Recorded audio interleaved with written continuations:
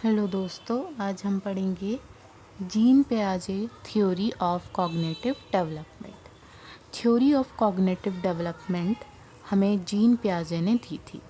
अब इस cognitive development theory में क्या है वो हम देखते हैं। यहाँ पर मैंने कुछ पॉइंट्स बनाए हैं जिनके थ्रू आप इस थ्योरी को ईजिली समझ सकते हैं और साथ ही साथ आप अपने नोट्स भी बना सकते हैं। देखते हैं। A child is a little scientist. Child learns from experiment. Jean पियाजे ने कहा था कि जो चाइल्ड होता है, छोटा बच्चा, वो लिटिल साइंटिस्ट होता है जो कि लर्न करता है एक्सपेरिमेंट से। एक्सपेरिमेंट से मतलब अपनी गलतियों से वो सीखता है, एक्सपेरिमेंट करता है, तभी वो सीख पाता है। Then जीन पियाजे considered as the father of child psychology. Jean पियाजे को क्या कहा गया? फादर ऑफ चाइल्ड साइकोलॉजी कहा गया। उसके बाद जीन पियाजे का फोकस था हेरिडिटी पर। हेरिडिटी पर मतलब कि जो हमें अपने फादर और मदर से मिलती हैं जो चीज़ें, उनका फोकस उसी पर था, हेरिडिटी पर। ठीक है, उसी जो चीज़ें जैसे कि बच्चे का कॉग्निटिव डेवलपमेंट उसकी हेरिडिटी पर डिपेंड करता है। और जीन पियाजे ने इग्नोर किया सोसाइटी के फैक्टर्स को। उन्होंने कहा कि सोसाइटी के फैक्टर जो है इम्पॉर्टेंट रोल प्ले नहीं करते कॉग्निटिव डेवलपमेंट में। उसके बाद एक टर्म आती है जेनेटिक एपिस्टेमोलॉजी। इसका मतलब होता है ओरिजिन ऑफ नॉलेज। ये टर्म जीन पियाजे ने यूज़ की ओरिजिन ऑफ नॉलेज के लिए। और उन्होंने ये कहा कि मैचुरेशन, बच्चा समझदार कब होता है? जब बच्चे की एज बढ़ती रहती है और बच्चा सीखता रहता है। जैसे जैसे उसकी एज बढ़ेगी तो बच्चा सीखता रहेगा। Children learns by increasing age. बढ़ती एज के साथ बच्चा सीखता है। उसके बाद उन्होंने कहा constructive approach. Children learn through experiment. Children कैसे लर्न करते हैं? एक्सपेरिमेंट के थ्रू, मतलब चीज़ों का एक्सपेरिमेंट करते हैं और उसके थ्रू वो लर्न करते हैं। अब हम कुछ ऐसे टर्म्स पढ़ने जा रहे हैं जो कि जीन पियाजे ने दी थी, जैसे कि एडेप्टेशन। एडेप्टेशन क्या होता है? To adjust according to the environment. Environment के अकॉर्डिंग खुद को एडजस्ट करना। यहाँ पे एडेप्टेशन में 2 स्टेजेस ऑफ एडजस्टमेंट दी थी उन्होंने। यहाँ हमने पढ़ा ना एडेप्टेशन में to adjust according to the environment. तो एडजस्टमेंट की 2 स्टेजेस कौन सी हैं? एसिमिलेशन और एकोमोडेशन। एसिमिलेशन मतलब होता है ओल्ड नॉलेज और न्यू नॉलेज को मिलाकर जो नॉलेज तैयार होती है उसे हम एसिमिलेशन कहते हैं। जैसे कि अगर मान लीजिए आपको कोई न्यू टॉपिक पढ़ना है साइंस में और आपको उसकी प्रीवियस नॉलेज है, तो आप उस टॉपिक को मिला देंगे। जैसे आप अगर पढ़ने जा रहे हैं फोर्स, तो आपको पहले से पता है कि फोर्स क्या है, फिर आप पढ़ेंगे टाइप्स ऑफ फोर्स, तो आपने प्रीवियस नॉलेज और न्यू नॉलेज को मिला दिया। ठीक है, तो ये होता है एसिमिलेशन। उसके बाद है एकोमोडेशन। एकोमोडेशन क्या होता है? Change in the knowledge, knowledge में चेंज आना। ठीक है, उसके बाद हम देखते हैं और क्या टर्म्स थी।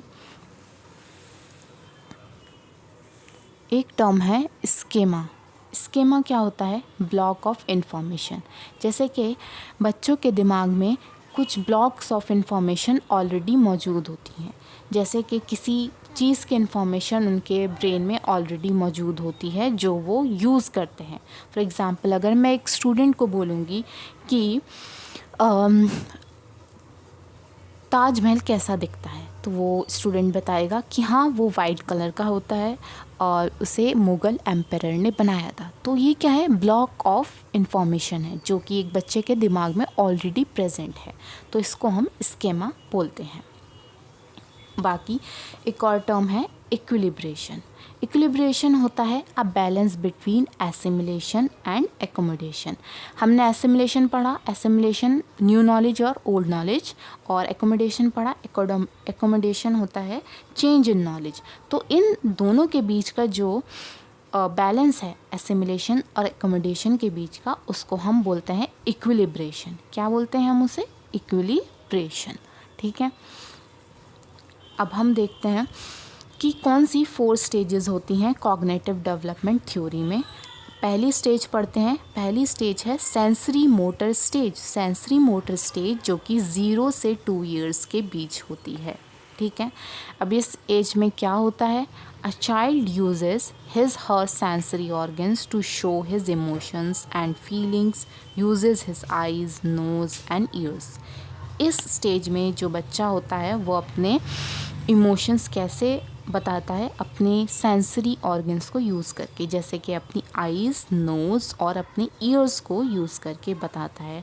जैसे बच्चे को अगर भूख लग रही है तो वो रोना स्टार्ट कर देता है, अगर बच्चा चिड़चिड़ा है तो वो कुछ ऐसी हरकतें करेगा जिससे हमें पता चल जाएगा कि बच्चा जो है या उसे भूख लग रही है, वो चिड़चिड़ा है। तो इसका मतलब ये वाली जो स्टेज होती है सेंसरी मोटर स्टेज, जो कि 0 से 2 इयर्स होती है, इसमें बच्चा अपने सेंसरी ऑर्गन्स को यूज़ करता है ताकि वो अपनी इमोशंस और अपनी फीलिंग्स को जो है बता सके। उसके बाद हम एक टर्म पढ़ते हैं, ऑब्जेक्ट परमानेंस। ऑब्जेक्ट परमानेंस क्या होता है, when the child starts forming impression of objects in his mind, it is called object permanence. जब बच्चा किसी चीज़ का इम्प्रेशन या किसी चीज़ के बारे में जब फॉर एग्ज़ाम्पल एक बच्चा किसी पर्सन को देखता है और देखते ही उसके दिमाग में उसकी एक जो है इमेज बन जाती है, उसी को हम ऑब्जेक्ट परमानेंस बोलते हैं। ठीक है। अब हम सेकंड स्टेज पढ़ेंगे, pre operational stage. Pre operational stage जो कि 2 से 7 इयर्स के दरमियान उसके बीच होती है। इसमें स्पीकिंग, सिंबॉलिक और बिलीफ प्ले होता है। मतलब बच्चा बोलता है और चीज़ों को सिंबल्स के थ्रू समझता है, और बिलीफ प्ले जैसे कि गेम्स खेलना उस एज में बहुत ज़्यादा एक कॉमन चीज़ होती है, जैसे कि चोर पुलिस का गेम खेलना। तो इसको हम शॉर्ट फॉर्म में स्पीकिंग, सिंबॉलिक और बिलीफ प्ले को SSB बोल सकते हैं। ठीक है, हमने 2 स्टेजेस पढ़ी। First is sensory motor stage जो कि 0 से 2 इयर्स के बीच होती है। उसके बाद प्री ऑपरेशनल स्टेज जो कि 2 से 7 इयर्स होती है। अब हम देखते हैं थर्ड स्टेज कौन सी है। यहाँ है हमारी कुछ, पहले हम टर्म्स देख लेते हैं जो कि सेकंड स्टेज जो हमारी थी, second stage pre operational stage, ये थी प्री ऑपरेशनल स्टेज। इसमें आती हैं कुछ टर्म्स जैसे कि एनिमिज्म। एनिमिज्म क्या होता है, when a child considers the things around him as living then he is in the state of animism. जब आप देखते हैं कि कोई बच्चा किसी भी नॉन लिविंग थिंग को लिविंग समझने लगता है, समझता है, उस स्टेज को हम उस टर्म को हम एनिमिज्म कहते हैं। जैसे कि एक बच्ची है और उसके पास एक डॉल है, वो उससे खेल रही है, तो वो ये कहती है कि मैं इसको खाना खिलाऊंगी या इसको पानी पिलाऊंगी, तो वो एनिमिज्म होता है कि बच्चा किसी भी चीज़ को क्या समझ रहा है, लिविंग समझ रहा है। उसके बाद है ego centrism. When a child starts believing that whatever he is doing is right, egocentrism में क्या होता है कि बच्चा सोचता है कि जो वो कर रहा है वो ठीक है, मतलब वो सही है जो भी वो कर रहा है। सेंट्रेशन, फिर एक टर्म है सेंट्रेशन, when a child focuses on only one feature of an object leaving aside all its features. सेंट्रेशन में, सेंट्रेशन को और इजीली समझते हैं। फॉर एग्ज़ाम्पल सेंट्रेशन में आपने बच्चे को एक बड़ा सा ग्लास दिया जिसमें जूस था, और एक लंबा सा ग्लास, मतलब बड़ा सा लंबा सा ग्लास दिया, और एक मोटा सा छोटा सा ग्लास था, लेकिन उन दोनों ग्लास की क्वांटिटी सेम थी। अब बच्चे को ये नहीं पता कि क्वांटिटी क्या है, तो बच्चा प्रीफर करेगा बड़े वाले ग्लास को। तो वही उसी टर्म के लिए हमने यूज़ किया है सेंट्रेशन। जब बच्चा जो है फोकस करता है सिर्फ उसके फीचर पे, ना कि उसकी ऑब्जेक्ट की क्वालिटी पे, ठीक है, ना उसकी क्वांटिटी पे, सिर्फ एक ही फीचर उसको दिखेगा कि उसकी साइज़ क्या है, तो उसे हम सेंट्रेशन बोलेंगे। उसके बाद है इरिवर्सिबिलिटी, मतलब in this stage the child does not learn to reverse the object and numbers. इस स्टेज पर बच्चे को ये नहीं पता होता कि जो है क्वांटिटी क्या चीज़ होती है, और नंबर्स, ऑब्जेक्ट्स, ये सब को रिवर्स करना उसे नहीं आता। जैसे मैंने आपको ये ग्लास वाला एग्जांपल दिया, एक बड़ा और लंबा ग्लास है और एक छोटा मोटा ग्लास है, जिन दोनों की क्वांटिटी क्या है, दोनों की क्वांटिटी सेम है, लेकिन इस बच्चे को ये नहीं पता, तो वो किस चीज़ को प्रेफर करेगा, उनकी शेप को, ठीक है। तो उसे रिवर्स करना, इरिवर्सिबिलिटी नहीं आती कि ये दोनों जो हैं सेम है ना। ऐसे हम इरिवर्सिबिलिटी कहते हैं। कौन सी स्टेज पर देखी जाती है ये? प्री मोटर स्टेज, ठीक है, प्री ऑपरेशनल स्टेज पर, जो कि 2 से 7 ईयर्स पे होती है। और इसके बाद हम पढ़ते हैं एक और टर्म, कंजर्वेशन। कंजर्वेशन क्या होती है? इफ़ द साइज और shape of an object is change then it does not affect its quantity but the child is unable to understand this. जैसा कि अभी मैंने आपको बताया कि अगर हम किसी भी चीज़ का शेप साइज़ चेंज कर देते हैं, बच्चे को उससे इफ़ेक्ट नहीं पड़ता, उसको ये नहीं पता कि उसकी क्वांटिटी सेम है, बस वो उसको अंडरस्टैंड नहीं कर पाता, ठीक है, उसको हम कंजर्वेशन बोलते हैं। उसके बाद हम थर्ड स्टेज देखते हैं। थर्ड स्टेज कौन सी होती है? थर्ड स्टेज होती है कॉन्क्रीट ऑपरेशनल स्टेज, जो कि 7 से 11 ईयर्स होती है।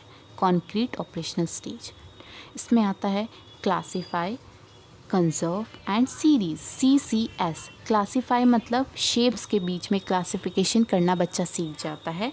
कंजर्व मतलब फिक्स क्वांटिटी, कि हर चीज़ की एक फ़िक्स क्वांटिटी होती है, हर एक अलग अलग चीज़ की फ़िक्स क्वांटिटी होती है, ये बच्चा सीख जाता है। उसके बाद सीरीज़ मतलब नंबर्स के बीच में डिफ्रेंशिएशन करना, जैसे कि 2 3 4 5 ये इंक्रीजिंग ऑर्डर है, 10 9 8 7 ये है डिक्रीजिंग ऑर्डर। तो बच्चा इस चीज़ को, इस सीरीज़ को, नंबर की सीरीज़ को समझ पाता है। ये है कॉन्क्रीट ऑपरेशनल स्टेज। अब हम फोर्थ स्टेज देख लेते हैं, फॉर्मल ऑपरेशनल, जो कि 11 से 15 ईयर्स के बीच होती है। This is the highest stage of cognition, ये हाईएस्ट स्टेज है कॉग्निशन की। और in this the child starts thinking abstractly, मतलब बच्चा जो है वो रीजनिंग करने लगता है, बहुत लॉजिकली चीज़ों को सीखता है, समझता है, और हाइपोथेटिकल उसकी थिंकिंग हो जाती है, मतलब कि वो बहुत ज़्यादा रीजनिंग करने लगता है। सो दैट्स ऑल, ये थी हमारी जीन पियाजे की theory of cognitive development. I hope so कि आपको ये थ्योरी समझ में आई होगी। एंड आप लोग प्लीज़ कमेंट करिएगा और मुझे बताइएगा। Thank you.